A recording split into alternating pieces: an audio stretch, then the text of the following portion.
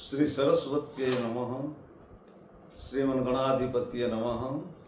आज गुरु पूर्णिमा महोत्सव। આજના મંગલમય દિવસે મારા બધા યજમાન પરિવાર, મારા ગામથી લઈ શેખ દેશ વિદેશ સુધી રહેતા બધા જ મારા યજમાન પરિવાર અને આપ સૌ, આ બધાને આજ ગુરુ પૂર્ણિમા પ્રસંગે ખૂબ ખૂબ આશીર્વાદ. આ બધાની ઉપર દેવી દેવતાની અસીમ કૃપા હો અને દેવી દેવતાની કૃપાથી તમે બધા જ ખૂબ ધર્મ કરો. જૈન દર્શનમાં કીધું છે ધર્મ લાભ. આ જગતની અંદર લાભ તો ઘણાય છે, પણ એમાં પરમ લાભ જો કોઈ હોય, મોટામાં મોટો લાભ, તો ઈ છે ધર્મ લાભ. ધર્મ એ જીવનનું મંડાણ છે.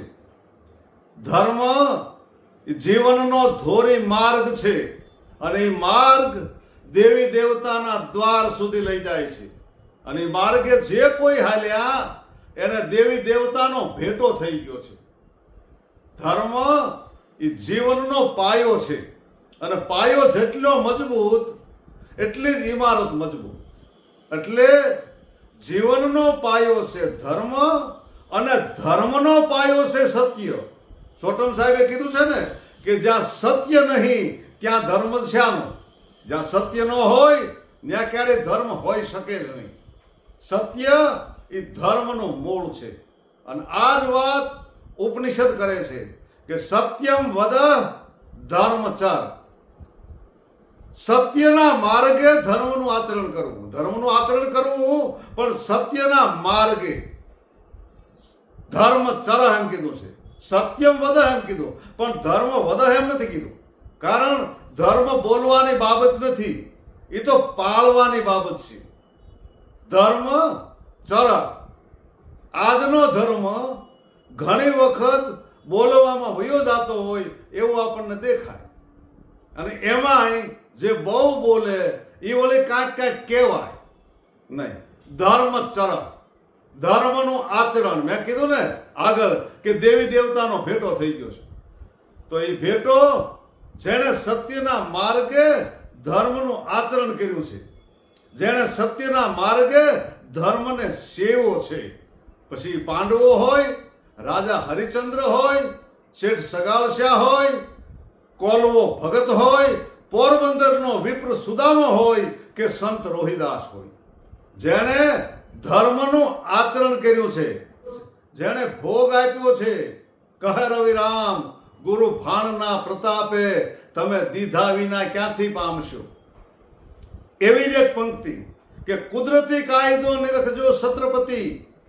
હે રાજાઓ, હે રાજનેતાઓ, રાજકર્તાઓ, જેમ તમારું બંધારણ છે એવું જ ઠાકર સરકારનું એક બંધારણ છે. તમારા સંવિધાનમાં જેમ કાયદા છે એમ ઠાકર સરકારના સંવિધાનમાં પણ કાયદા છે. અને ઠાકર સરકારના સંવિધાનનો એક કાયદો કુદરતી કાયદો, કુદરત સરકારનો કાયદો. એ કુદરતી કાયદો નિરખજો છત્રપતિ. તમે એને જોજો, તમે એને નિહાળજો. કયો કાયદો? કે તેવું લણશો જેવું હશે વાવ્યું. બાવળિયાના બીજ વાવે કોઈ દી આંબો ન ફળે. મતલબ ધર્મ ચર. સ્વાધ્યાનમાં પ્રમદ.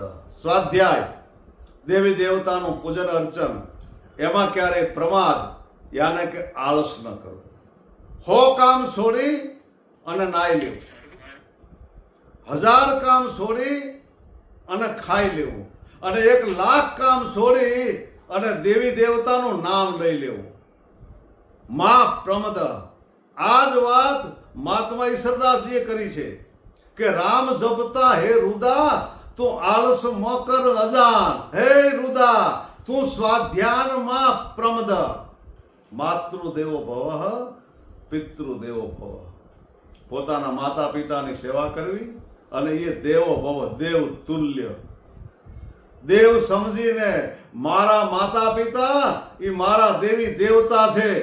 મારા માતા પિતા શિવ શક્તિ છે. મારા માતા પિતા લક્ષ્મી નારાયણ છે. મારા માતા પિતા ભગવાન સૂર્યદેવ અને માં રનાદે છે. માતૃદેવો ભવ, પિતૃદેવો ભવ, આચાર્ય દેવો ભવ. પોતાના ગુરુની સેવા કરવી. અને એ દેવો ભવ, દેવ તુલ્ય, દેવ સમજીને કે મારા ગુરુ એ મારા ભગવાન છે. આ જ વાત મહિમ્ન સ્તોત્રમાં લખી છે કે નાસ્તિ તત્વમ ગુરુ પરમ. આ જગતની અંદર ગુરુથી કોઈ પરમ તત્વ નથી. નાસ્તિ તત્વમ ગુરુ પરમ. અસ્તુ. જય ગુરુદેવ, જય માતાજી, હર હર મહાદેવ.